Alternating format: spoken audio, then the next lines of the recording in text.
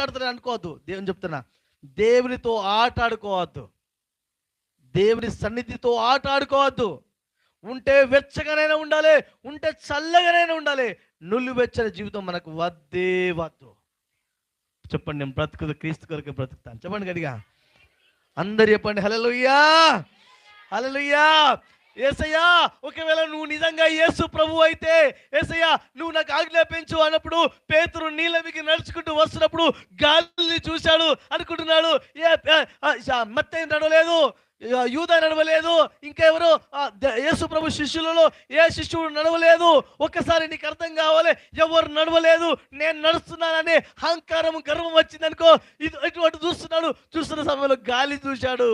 ఇప్పుడు ఏమైపోయిందంటే మునిగిపోతున్నాడు.